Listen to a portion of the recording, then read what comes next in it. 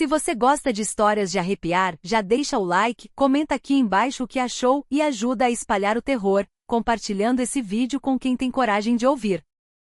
Eu nunca tive problema com hotéis. Já dormi em albergue sujo, quarto de estrada, até em container adaptado. Mas o lugar onde eu fiquei naquela semana em São Carlos, e a porta onde tudo começou, ainda me tiram o sono. O nome do hotel? Nem lembro direito. Algo genérico, tipo Central Inn ou Residencial 7. Curioso, agora que penso nisso. Cheguei à cidade para um congresso acadêmico. 3 dias, nada demais. Só precisava de um lugar barato para dormir. O hotel era velho, mas limpo. Recepção vazia, um senhor idoso mal-humorado atrás do balcão. Quando fiz o check-in, ele me deu a chave e avisou: evita abrir a porta no fim do corredor. Aquela, número 7. É trancada por um motivo. Achei que era piada, ou história boba para turista. Dei uma risadinha. Ele não riu de volta.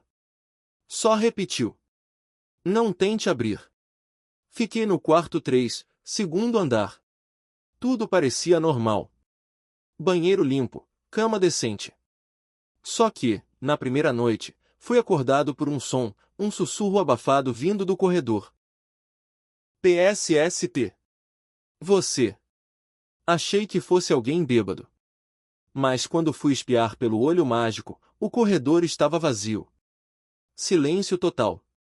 Só o som do meu coração batendo mais rápido. Na manhã seguinte, na saída pro evento, reparei na tal porta número 7. Era diferente. Pintura descascada, mais pesada que as outras. O número estava escrito à mão, como se tivesse sido riscado com carvão. Tinha marcas de unhas em volta da maçaneta. Como se alguém tivesse tentado sair. Na segunda noite, os sussurros voltaram.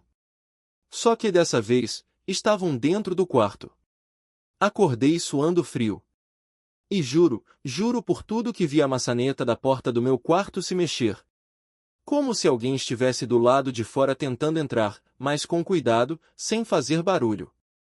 Levantei, com o celular em mãos, abri a porta de supetão.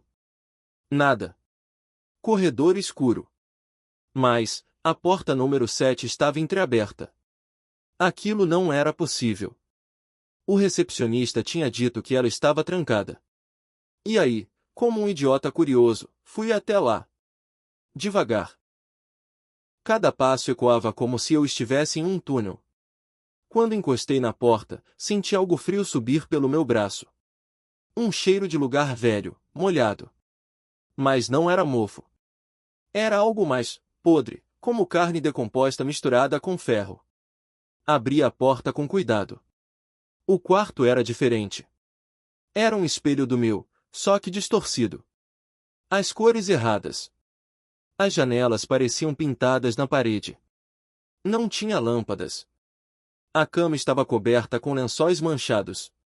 E no canto, tinha alguém agachado. Como um vulto, ou uma pessoa de costas, balançando o corpo lentamente. Murmurava alguma coisa. Em uma língua que não era a nossa. Por que você entrou? A voz era feminina, mas errada. Como se fosse produzida por cordas vocais de vidro. Quis correr, mas meus pés não se mexiam. O vulto começou a se virar, devagar demais, como uma marionete quebrada. Não esperei mais. Fechei a porta com força e corri para o meu quarto. Bati a porta. Tranquei. Me encolhi na cama até amanhecer. Quando fui à recepção no dia seguinte, o idoso não estava lá. Um jovem no lugar dele. Perguntei da porta 7. Ele franziu a testa. Senhor, aqui não tem porta 7. Insisti. Pedi para ir ao segundo andar com ele. E quando chegamos, a porta tinha sumido. No lugar dela, apenas parede lisa. Como se nunca tivesse existido.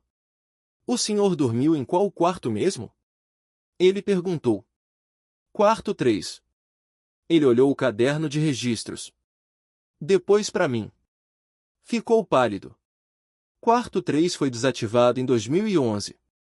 Desde o desaparecimento do hóspede que dormia em frente à antiga porta 7. Pedi para sair do hotel na hora. Nunca mais voltei àquela cidade. Mas, às vezes, nas madrugadas em que não consigo dormir, ainda ouço o som da maçaneta se movendo. E uma voz, familiar e distante, sussurrando. Você já abriu. Agora ela sabe seu nome. Eu trabalhava como vigia noturno num prédio comercial antigo, no centro da cidade. Um daqueles prédios dos anos 60, com elevadores barulhentos, escadas mal iluminadas e aquele cheiro de mofo impregnado nos corredores. O expediente era tranquilo, eu basicamente passava o tempo lendo ou assistindo no celular. Até a noite em que desci até o quinto subsolo. Nunca precisei ir até lá. O estacionamento só ia até o terceiro, oficialmente. Mas naquela noite, por volta das 3 da manhã, o alarme da central indicou movimentação no S5. Aquilo me deu um frio na espinha. Eu achei que fosse um erro do sistema, até que o elevador desceu sozinho até lá. O visor digital piscou, -5. O botão do S5 nem existia no painel. Respirei fundo e fui. Quando a porta do elevador se abriu, o ar estava denso, parado, com cheiro de ferro enferrujado. À minha frente, um corredor úmido, com paredes descascadas e luzes tremeluzindo no teto. Tudo ali parecia velho demais, muito mais do que o prédio de fato era. Segui devagar, chamando, tem alguém aí? Mas só escutava o eco da minha própria voz, distorcido. No fim do corredor, uma porta metálica vermelha, com marcas de mãos sujas e um símbolo estranho entalhado, 7 riscos cruzados por 1/8, como se fosse uma grade. Ao me aproximar, ouvi sussurros. Vários. Misturados. Como se tivesse uma multidão falando baixinho do outro lado da porta. Fiz menção de voltar, mas percebi que o elevador não estava mais ali. O botão de chamada nem respondia. Só então notei algo pior, o corredor agora estava diferente. Mais longo. Mais escuro. Como se estivesse vivo. Voltei para a porta vermelha. Eu precisava sair dali de algum jeito.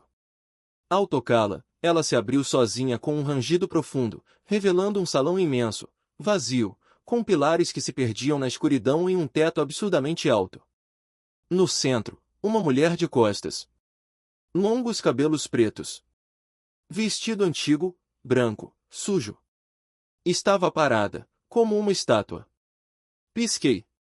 Ela agora estava mais próxima. Sem ter se movido. Não tive coragem de chamar. Apenas comecei a andar para trás. Quando me virei para fugir, ouvi passos atrás de mim, apressados, mas sem som de sapatos. Apenas pele batendo contra o concreto. Corri sem olhar para trás. O corredor parecia não acabar nunca. A luz atrás de mim ia se apagando à medida que corria, até que tudo ficou escuro. E então, um clique metálico, o elevador. De repente ele estava ali. Aberto. Com as luzes internas acesas. Entrei e apertei o térreo com tanta força que meu dedo doeu. A porta fechou, e a luz tremeluziu. No visor digital, apareceu uma palavra em letras vermelhas. Setialém. O elevador começou a subir, mas parecia que estava descendo. A gravidade me pressionava contra o chão. Tudo girava. E então, apagão. Acordei dentro da portaria, com o celular tocando. Eram 6 horas da manhã. Levantei cambaleando. Tudo estava normal. Até onde sei, nunca houve um quinto subsolo naquele prédio. Conferi nas plantas, perguntei pro zelador. Nada. Nunca existiu. Mas toda noite, às 3 horas em ponto, o elevador desce até onde não deveria. E, agora, eu ouço os sussurros de novo. Eu nunca fui uma pessoa de acreditar nessas histórias de internet. Sempre achei que Setialém fosse só uma invenção para assustar gente impressionável. Mas eu vi. Eu juro por tudo que é mais sagrado, eu vi Setialém. Aconteceu quando eu ainda morava com meus pais, no interior de Minas. A gente vivia numa casa antiga, daquelas cheias de espelhos e móveis de madeira pesada, herança dos meus avós. E foi num espelho, justamente, que tudo começou. Era um domingo à tarde. Meus pais tinham saído para visitar uns parentes, e eu fiquei em casa, de bobeira. No banheiro do andar de cima, tinha um espelho grande, oval, com moldura dourada. Eu sempre achei aquele espelho meio esquisito, como se ele refletisse mais do que devia. Naquele dia, enquanto escovava os dentes, percebi algo estranho no reflexo. A janela do quarto, que dava pro quintal, mostrava uma rua de paralelepípedo, sendo que ali só tinha mato. Fiquei olhando aquilo com o rosto sujo de pasta de dente, tentando entender. Quando me virei para olhar direto pela janela, vi só o quintal mesmo. Mas no espelho, a rua ainda estava lá. E tinha gente andando por ela. Gente vestida de preto. Roupas antigas. Andavam cabisbaixos. Dei um passo para trás, mas não consegui tirar os olhos do espelho. Era como se estivesse vendo uma cidade sobreposta à minha. Como se, por algum motivo, o espelho tivesse virado uma janela para outro lugar. Naquela hora, tive a ideia estúpida de tocar o vidro. E quando encostei minha mão, o frio que senti era normal, como gelo direto na pele. E então, minha mão entrou no espelho. Só a mão. Entrei em pânico e puxei de volta, saiu sem dificuldade. Mas ao tirar, reparei que minha mão estava úmida, como se tivesse saído de um lugar úmido e sujo. E cheirava a mofo. Fugi do banheiro. Desci as escadas correndo. Mas mesmo passando longe, todo o espelho da casa agora parecia mostrar aquela rua estranha. A cidade de paralelepípedo. E pior, eu vi a mim mesmo, dentro de um deles. Um reflexo meu. Mas que não fazia os mesmos movimentos. Ele estava de pé, parado, me olhando de dentro do espelho. Com os olhos pretos. E um sorriso torto que eu nunca fiz na vida. Apaguei todos os espelhos da casa com lençol. Liguei para os meus pais, pedi para eles voltarem logo. Eles acharam que eu tinha tido uma crise de ansiedade. Nos dias seguintes, os reflexos voltaram ao normal. Mas às vezes, em vidro de carro, vitrine, até na tela do celular, vejo aquele outro eu por um segundo. Só que agora, ele está mais perto. Atrás de mim. Me imitando de novo. E de vez em quando, o vejo pisando naquela rua de paralelepípedo, cercado de prédios tortos e postes sem fiação, debaixo de um céu cinza esverdeado. É como se Setialém estivesse tentando me puxar de volta. E eu sei que, um dia, eu vou passar pro outro lado sem querer. E ele, o reflexo, vai ficar no meu lugar. Eu era estagiário num cartório do centro da cidade, trabalhava de segunda a sexta, sempre das 9 horas às 17 horas. Todo dia eu pegava o mesmo ônibus para voltar para casa. Era uma rotina chata, mas segura, até o dia em que tudo saiu do controle. Foi numa quarta-feira, chovendo fraco. Peguei o ônibus de sempre, sentei na janela, botei o fone. Mas quando olhei pela janela, percebi que o trajeto estava diferente. A rua que eu conhecia, com o supermercado, a farmácia, os bares, tinha sumido. Agora era uma avenida deserta, cheia de prédios sem placa, lojas fechadas, postes de ferro enferrujado. E ninguém nas calçadas. O motorista era o mesmo de sempre, seu Armando, mas algo nele estava estranho. Os olhos estavam totalmente pretos, e ele falava sozinho, cochichando baixinho o tempo todo, como se estivesse rezando, ou respondendo a alguém. Desci no próximo ponto, mesmo que não soubesse onde estava. E foi ali que vi ele pela primeira vez. Um homem magro, muito alto, vestido com um terno antigo e um chapéu. Ele andava devagar na calçada do outro lado da rua, olhando diretamente para mim, mesmo de longe. E também, sussurrava sem parar. Fui andando rápido, procurando algum lugar aberto. Todas as lojas estavam fechadas, mas uma porta de madeira entreaberta chamou minha atenção. Entrei sem pensar. Era uma espécie de mercearia, só que os produtos estavam todos cobertos de poeira, como se ninguém tivesse encostado ali há décadas. Atrás do balcão, tinha uma mulher de costas.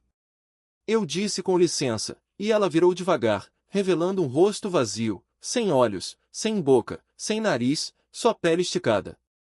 Ela tentou me dizer alguma coisa, mas sem boca, só saiu um som sufocado. Saí correndo.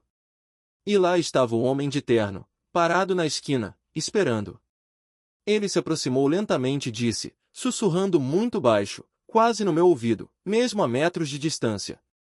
Aqui não se fala alto, aqui, quem grita nunca volta. Comecei a tremer. Gritei por ajuda, mas ninguém apareceu. Ele chegou perto, olhou dentro dos meus olhos e disse: Você já cruzou o limite, agora é tarde. Fechei os olhos. Jurei que ia morrer. Mas quando abri, estava no chão do ônibus. Algumas pessoas ao meu redor, me abanando. Diziam que eu tinha desmaiado. Mas ainda me lembro do último sussurro, vindo de dentro do meu ouvido, mesmo já de volta. Nos vemos em breve.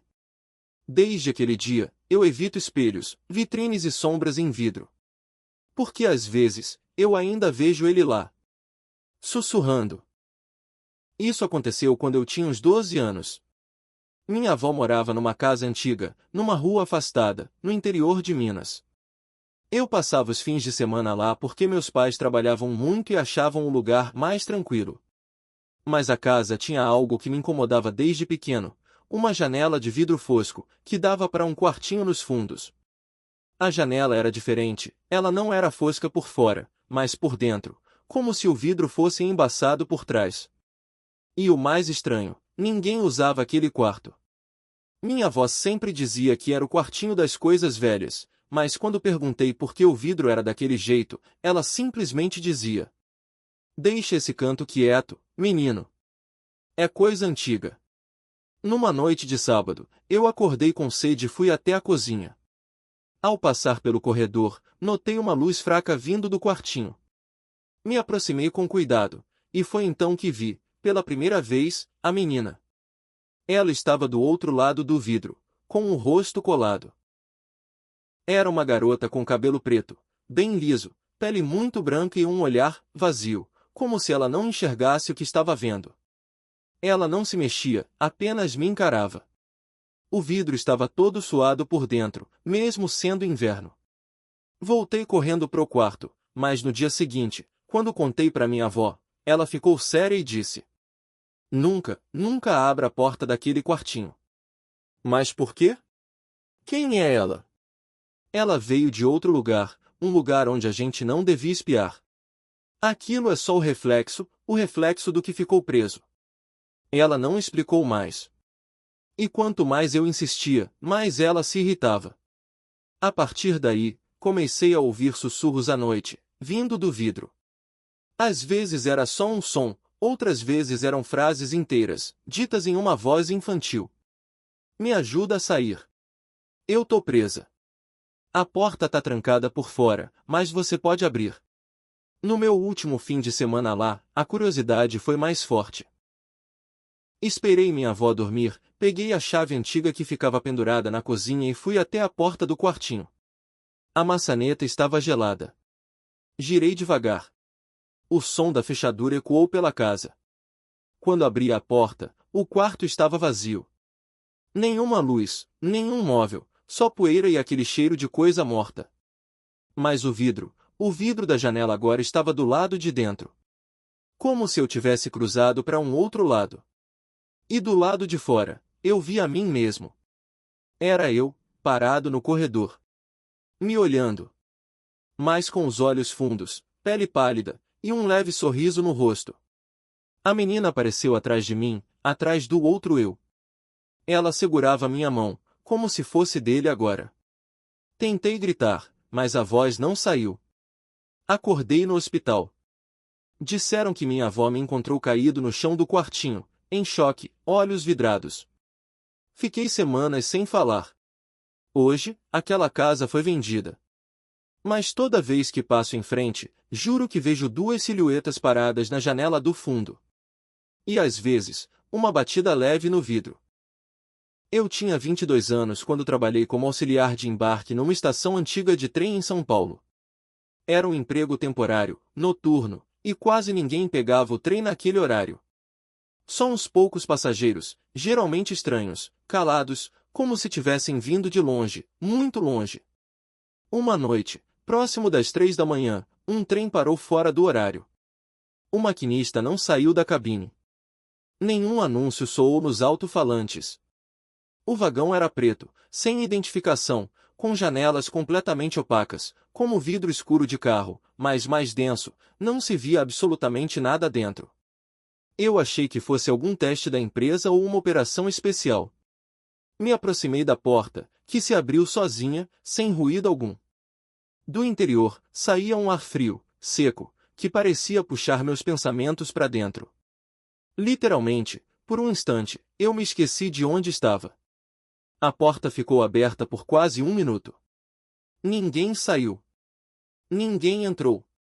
Eu fui me afastando devagar, e a porta se fechou. O trem arrancou em silêncio, sem trilho render, sem freio chiar. No outro dia, fui perguntar ao chefe de plataforma. Ele me olhou fixamente e perguntou: que lado ele estava indo? Direção sul, em direção ao ramal desativado. Então é melhor você esquecer isso. Por quê? Tem trens que não são daqui. E passageiros que ainda não morreram, mas também não vivem mais. Achei que fosse só superstição de ferroviário antigo. Mas comecei a reparar nas câmeras de segurança. E aquele trem? Não aparecia nelas. Era como se só eu tivesse visto. 2 semanas depois, o mesmo trem voltou. Dessa vez, uma mulher desceu. Vestia algo antigo, como dos anos 1950.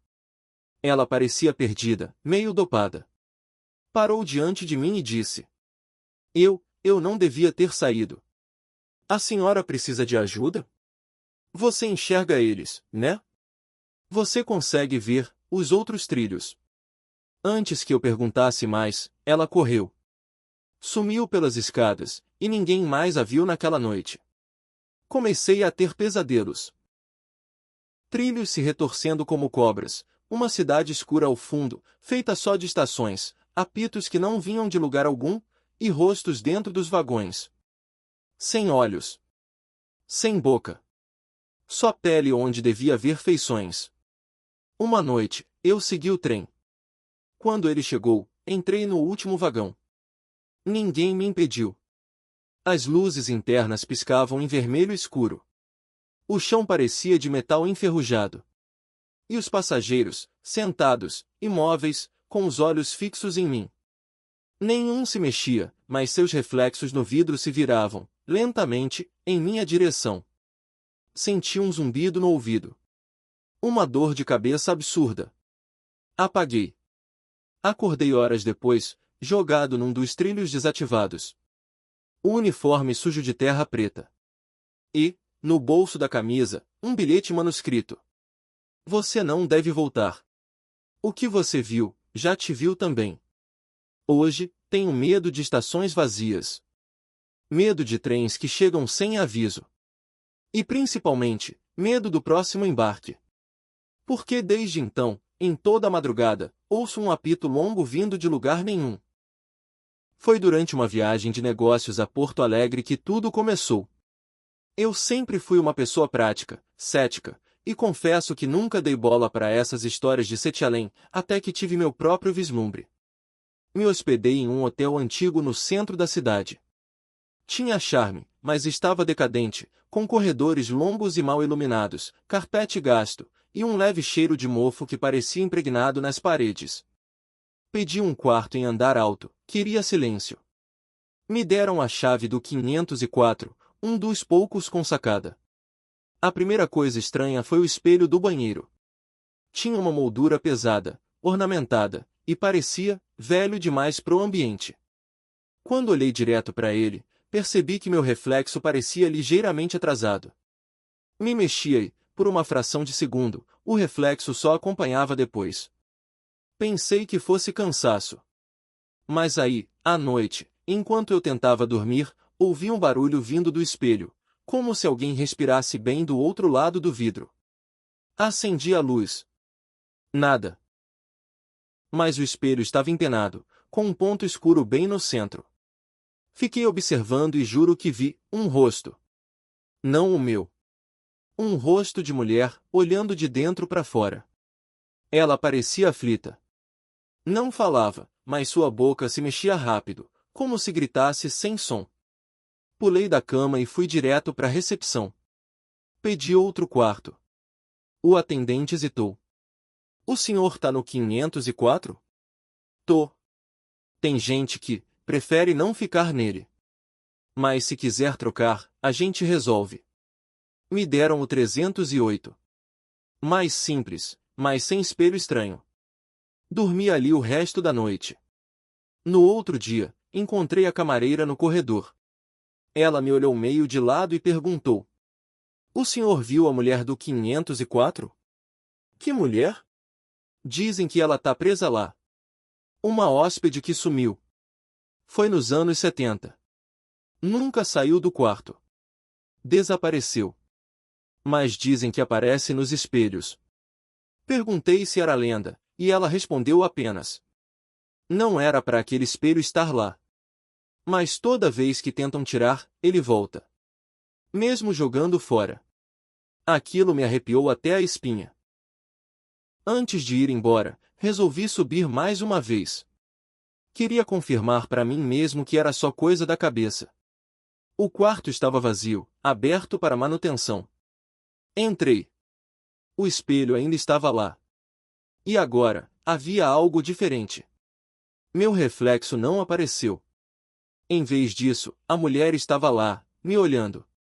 Agora com os olhos esbugalhados, as mãos pressionadas do lado de dentro do vidro. E sua boca dizia, em silêncio: "Me troca, por você." Saí correndo. Nunca mais voltei naquele hotel. Mas desde então, em todo espelho que olho, fico com medo de ver o rosto dela onde o meu deveria estar. Pior, às vezes, quando apago a luz do banheiro, vejo um vulto ainda me observando depois que eu saio. Eu nunca acreditei nas histórias sobre Sete Além. Sempre achei que era coisa de fórum, lenda urbana criada por gente entediada querendo atenção. Mas tudo mudou quando eu perdi o último ônibus. Era uma sexta-feira, quase meia-noite, e eu voltava da casa de um colega depois de um trabalho da faculdade. O ponto estava vazio, só eu e uma garoa fina. A cidade estava silenciosa demais, como se algo tivesse desligado o mundo. Foi aí que ouvi o som. Um apito de trem. Pensei que estivesse maluco. Não tem trilho por ali há décadas. Ainda assim, o som foi ficando mais forte até que, no meio da névoa, surgiu um trem antigo. Não sei explicar como aquilo estava ali. Não havia trilhos, mas ele parecia flutuar suavemente sobre o chão, emitindo aquele som metálico e grave que arrepiava até os ossos. As portas se abriram com um estalo seco. E eu entrei. Achei que fosse algum tipo de transporte especial, talvez algo turístico, embora tudo em mim dissesse que era uma péssima ideia. Lá dentro, tudo parecia parado no tempo. Bancos de madeira puída, luzes amareladas que oscilavam como velas, e um silêncio incômodo, apesar de estar cheio. Mas os passageiros... Ninguém se mexia. Estavam todos com o rosto coberto por véus escuros. Homens, mulheres, crianças, todos imóveis, como se estivessem congelados em algum momento de tristeza profunda. A única coisa que se movia era o trem. E eu? Eu tentei puxar conversa com uma senhora sentada perto de mim. Perguntei se aquele trem ia até o centro. Ela virou a cabeça lentamente, mas o que vi me paralisou. Por baixo do véu, seus olhos estavam completamente pretos.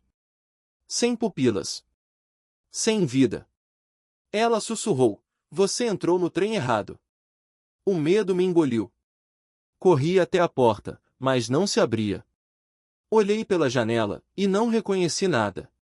Não era mais minha cidade. Era um campo escuro, deserto, como um mundo abandonado. Vi construções retorcidas ao longe, postes de luz que piscavam em ritmos erráticos e pessoas. Ou melhor, silhuetas deformadas, que pareciam nos observar à distância. O trem parou. As portas se abriram de novo. Um homem entrou. Ele vestia um sobretudo cinza, e o rosto era como se estivesse embaçado. Nenhuma feição visível, como uma tela fora de foco. Quando passou por mim, sussurrou algo em um idioma que não reconheci. Todos os passageiros se levantaram ao mesmo tempo e o seguiram para outro vagão. Fiquei sozinho. O trem voltou a se mover. Sozinho, naquele silêncio opressor, comecei a ouvir um canto. Fraco, mas melancólico. Vinha de todos os lados, como se o próprio trem estivesse chorando. A música parecia me entorpecer. E então, tudo apagou. Acordei no banco do ponto de ônibus, com a roupa molhada e suja. Não havia mais trem, nem névoa. Eram 4 horas da manhã. Meu celular estava travado na meia-noite. Só voltou ao normal quando cheguei em casa. Desde então, evito transportes depois das 11 horas. Não conto isso para ninguém. Mas às vezes, eu ainda escuto o apito daquele trem, mesmo em pleno meio-dia. Como se ele estivesse me procurando. E se você ouvir também, não entre. Nunca entre. Eu trabalhava como auxiliar de limpeza num hotel antigo do centro. Era meu bico de fim de semana para complementar a bolsa da faculdade. Nunca tive medo de trabalhar de noite, até conhecer o quarto 313. O gerente sempre dizia, evita mexer lá. Tá lacrado, infiltração. Mas aquilo nunca me convenceu. Várias vezes vi hóspedes sendo colocados naquele quarto. E o estranho é que, no dia seguinte, ele estava vazio de novo. As camas intocadas. Os nomes, inexistentes no sistema.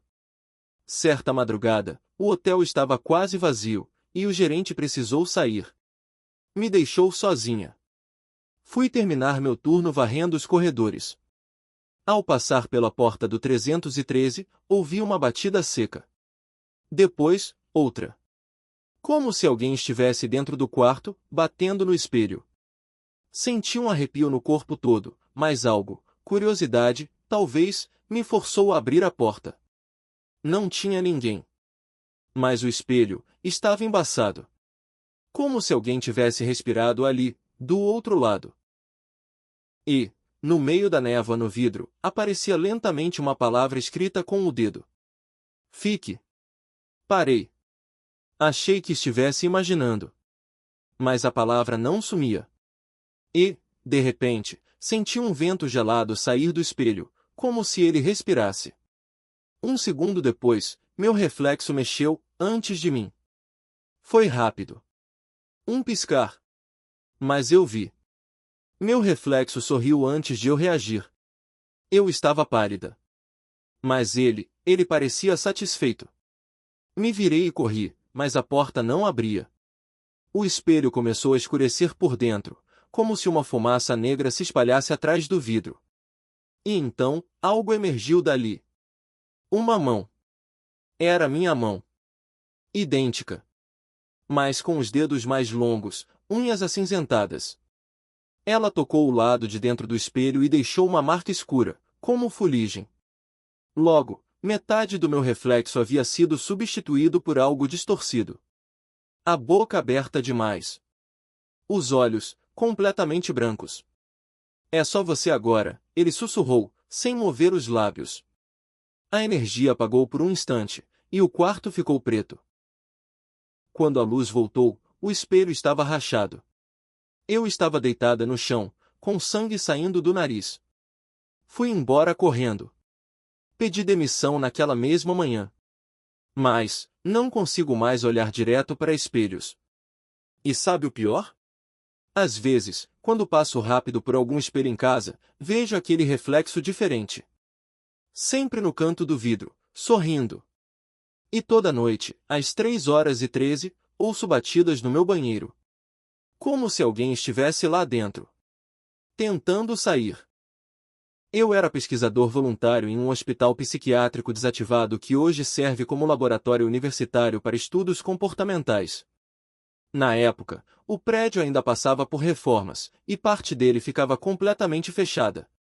Um colega de mestrado me contou sobre uma sala cega no subsolo, um lugar não registrado nas plantas oficiais, sem janelas e com isolamento acústico.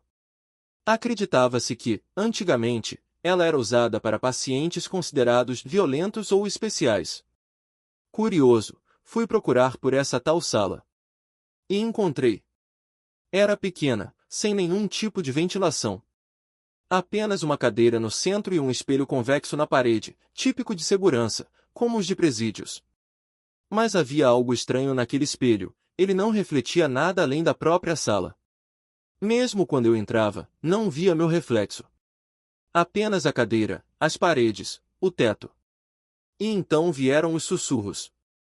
No começo, achei que era eco de água ou vento passando por alguma tubulação. Mas não. Era uma voz baixa. Ininteligível. Masculina. E parecia vir de dentro da sala, ou de dentro de mim. Voltei no dia seguinte com gravador e lanterna. Tranquei a porta. Apertei o play. E sentei na cadeira. Nada. Mas, após alguns minutos, a voz voltou. Mais clara. Sibilante. Como se sussurrasse uma língua esquecida. Quando fechei os olhos, vi flashes de imagens, ruas cinzentas, postes tortos, prédios com janelas cobertas por tecidos pretos. E pessoas, andando como se flutuassem, com os olhos costurados. Me levantei aos tropeços. Mas o espelho agora refletia outro ambiente. Não era mais a sala. Era um corredor comprido, todo pintado de vermelho. E no fundo, havia uma porta metálica, com o número 7A. Comecei a escutar minha própria voz no gravador repetindo. Você já esteve aqui antes. Você já esteve aqui antes. Mas eu nunca tinha falado aquilo. Apaguei. Acordei 3 horas depois, deitado no chão do banheiro do andar térreo. Com a camisa molhada e as palmas das mãos queimadas. Como se tivessem sido arrastadas pelo asfalto. Fui ao psiquiatra da universidade. Contei tudo. Ele apenas me olhou com um misto de pena e medo. Você entrou na sala dos sussurros? A original? Ela não devia mais existir. Tentei voltar lá dias depois. Mas o caminho simplesmente não existia mais. Corredores davam voltas em si mesmos. Portas levavam a depósitos trancados. E ninguém se lembrava da sala. Mas eu lembro. Porque, desde aquele dia, todos os espelhos da minha casa mostram o mesmo reflexo. Aquela porta. 7A. E cada vez que a observo, ela está mais próxima de se abrir. Meu pai sempre teve pavor de um lugar específico, o trecho seco da Serra do Paiol, no interior do Paraná. Mesmo quando a gente ia visitar parentes por ali, ele fazia questão de dar a volta por um caminho muito mais longo só para não passar por perto. Quando eu tinha 26 anos, ele faleceu, e, pouco antes de morrer, me chamou no hospital e disse: se um dia você ouvir alguém chamando do chão, finge que não é com você. E nunca, nunca aceite comer da terra deles. Achei que fosse o delírio de um velho moribundo. Mas, 2 meses depois, precisei viajar até a região para resolver assuntos do inventário. Peguei a estrada que ele tanto evitava, curioso, e decidi parar ali mesmo, bem no alto da Serra do Paiol. Foi quando ouvi a primeira voz. Ela não vinha de nenhum lugar específico. Era como se vibrasse por baixo do solo, reverberando no meu peito. Baixa, grave, arrastada. Mais clara. Você chegou tarde. Mas ainda pode ser um de nós. Voltei correndo pro carro. Achei que fosse um truque da cabeça. Mas, naquele fim de semana, comecei a ter sonhos com homens agachados no mato, comendo terra com as mãos nuas e os olhos brancos, vazios. Quando acordava, havia sujeira embaixo das minhas unhas, como se eu tivesse cavado durante a noite. Fui procurar explicações com o tio mais velho da família, que morava num casebre isolado. Quando mencionei a voz e os sonhos, ele empalideceu. Você ouviu? Você viu os homens da terra?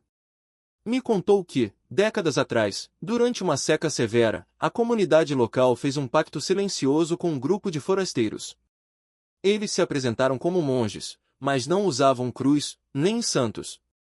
Só carregavam uma estatueta feita de barro preto, com 7 rostos e nenhum olho.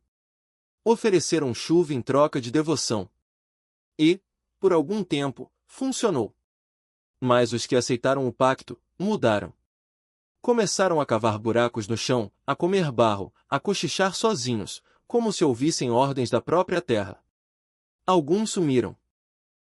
Outros foram encontrados sem língua, sem unhas, enterrados até o pescoço. Esses homens, ou o que restou deles, ainda vivem ali, segundo os antigos. Alimentam-se da terra que agora carrega a fé do outro lado. E Sete Além os escuta de baixo para cima. Nessa mesma noite, acordei de bruços, com a boca cheia de barro. Meu corpo tremia. Eu estava no quintal. De joelhos. Diante de um círculo de pedras com símbolos antigos, como se alguém tivesse esculpido com as próprias unhas. E havia pegadas. Mas só uma fileira.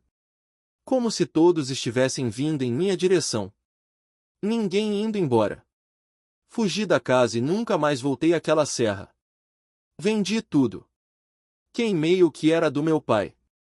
Mas, às vezes, de madrugada, escuto aquele som surdo vindo do chão do meu apartamento. Como se alguém me chamasse. Já comeu da terra hoje? Eu conheci o Raul em 2009, no curso de Sistemas de Informação. Ele era o tipo de pessoa que não parecia pertencer a lugar nenhum, e talvez por isso se interessasse tanto por Sete Além. A gente passava madrugadas inteiras pesquisando fóruns antigos, lendo relatos apagados do Orkut, acessando páginas em cache no Wayback Machine. Mas o Raul, ele foi além. Começou a usar scripts para acessar subpastas ocultas de sites desativados, procurar domínios expirados relacionados a Sete Além, e até fuçava Deep Web. Um dia, me mostrou um link estranho, uma URL incompleta, começando com Seteia1 em ponto internal. Nunca consegui acessar. Só funcionava no navegador customizado que ele mesmo programou. E então ele sumiu. Foi num fim de semana comum. Me mandou uma mensagem no Telegram. Acho que descobri o nó de entrada. Se eu não voltar, veja o backup. Nunca mais respondeu. Sumiu do trabalho. Não apareceu em casa. A polícia investigou, achou sinais de arrombamento leve na porta, mas nada mais. Sem rastros. Sem vestígios digitais, como se a vida dele tivesse sido apagada. Fui atrás do tal backup. No notebook dele, criptografado, havia uma única pasta acessível chamada não esqueça de mim. Dentro, um arquivo de vídeo com o nome Raul 7mov. Eu juro por tudo, no vídeo, Raul está no quarto dele, mas alguma coisa está errada. A janela ao fundo mostra uma cidade que não reconheci, prédios curvos, céu avermelhado, e sombras altas andando pela rua, como se estivessem invertidas. Ele diz: Consegui. Achei o portal, mas não entrem. A cidade me escuta até quando penso. Aqui não existe passado. As pessoas aqui, elas não piscam. A câmera cai. No segundo final, antes do vídeo cortar, uma figura entra pela porta do quarto, não tem rosto, só uma pele esticada com furos onde deveriam estar os olhos. Veste uma roupa igual à do Raul. Levei o vídeo à polícia. Mas não reconhecem ninguém ali. Um mês depois, o vídeo sumiu do HD externo onde salvei. O nome Raul também desapareceu dos e-mails. Deixei comentários em fóruns antigos pedindo ajuda. Recebi uma única resposta, anônima. Ele ainda existe, mas não nesse nó. Hoje, toda vez que tento lembrar do rosto do Raul, é como tentar lembrar de um sonho antigo. Só me lembro do sentimento, angústia silenciosa. E de um som metálico, repetido na tela do vídeo, como se alguém digitasse teclas invisíveis. Seteia1 em ponto internal 7 nodos entrada 404. Me chamem de Gabriel. Eu fui para Sete Além. E eu voltei. Mas queria não ter voltado. Era 2016. Eu participava de um grupo fechado no Telegram, chamado Chave Escondida. Só gente fissurada no tema. Trocávamos coordenadas, relatos apagados, mapas simbólicos, tudo para tentar achar a tal fenda que ligava para lá. O pessoal falava em ruas paralelas, linhas mortas de trem, ônibus fantasmas. Tudo muito conspiratório, muito jogo de Argentina. Até que parou de ser brincadeira. Aconteceu num domingo. 3h17 da manhã. Peguei o ônibus 1708, linha comum no bairro, vazio. Mas quando fui olhar o GPS, vi que o trajeto era outro. Estávamos cruzando um túnel que não existia. A luz do ônibus começou a piscar. O cobrador? Não tinha rosto. Era uma massa escura, como um capuz oco. E ninguém mais ali parecia notar. Quando desci, estava num lugar que não reconhecia. Era como a minha cidade, só que com tudo deslocado. As ruas eram retas demais. Os prédios altos demais. E tudo em silêncio. Sem vento, sem som de motor, sem passarinho. Caminhei por horas. As pessoas ali andavam devagar. Todas com expressões congeladas, como se imitassem humanidade. Quando eu olhava demais para alguém, a pessoa virava o rosto em minha direção e sorria, com todos os dentes, até onde não devia ter boca. Não dá para explicar sete além. É como se o tempo escorresse em outra frequência. Vi coisas, um homem que vendia relógios que andavam para trás. Uma mulher cega que enxergava seus pecados. Um cachorro que falava nomes de pessoas mortas. Eu vi minha mãe, mas ela morreu quando eu era criança. E mesmo assim, ali, ela me chamou de filho com aquele tom exato. Fiquei 7 dias. Ou achei que fossem 7. Lá, não tem certeza de nada. Um homem me encontrou, ele também era intruso, como eu. Disse que existia uma trilha que levava de volta, precisava seguir os sinos. Sinos que tocavam sozinhos. Segui o som. Cada sino me fazia lembrar de um erro, de uma dor. Como se me esvaziasse, me quebrasse. E só assim consegui sair. Voltei sujo, com a roupa rasgada, desidratado, encontrado por uma viatura na beira da rodovia. Disseram que fiquei desaparecido por 46 dias. Desde então, eu não durmo mais. Quando fecho os olhos, ainda ouço os sinos. E as pessoas à minha volta, às vezes parecem erradas. Demoram um segundo a mais para piscar. Dizem meu nome mesmo quando não falo nada. Talvez eu nunca tenha saído de lá por completo. Talvez parte de mim ainda esteja andando por aquelas ruas eternas, sem som, entre sorrisos sem boca. E o pior? Outro dia, recebi uma carta sem remetente. Dentro, uma única frase, escrita com minha caligrafia. Você voltou no corpo certo. Eu nunca fui desses fissurados em Sete Além. Sabia das histórias, claro, impossível não tropeçar com isso na internet em algum momento. Mas, para mim, era tudo exagero coletivo, Argentina de adolescente, ficção urbana. Até o dia em que encontrei aquele caderno. Foi num sebo velho, escondido no centro. A atendente nem soube dizer como o caderno foi parar ali. Estava entre livros de ocultismo, com capa de couro desgastada e uma faixa preta amarrando. Nenhum nome, nenhuma marca. Só levei porque achei bonito e pensei em usar como diário de sonhos. Na primeira noite, escrevi uma coisa banal. Sonhei com um túnel que terminava numa cidade desbotada. Parecia São Paulo, mas com menos cor. E o céu era opaco. No dia seguinte, quando abri o caderno, havia mais texto. Escrito com a mesma caligrafia da noite anterior, mas eu juro, eu não escrevi aquilo. A mulher do véu preto está na rua do relógio quebrado. Não olhe nos olhos dela, ou você ficará. Virei a página. Estava em branco. Fiquei intrigado, mas pensei que talvez eu tivesse escrito meio dormindo, sei lá. Mas isso aconteceu por várias noites. Eu anotava um sonho, e, no dia seguinte, o caderno me respondia.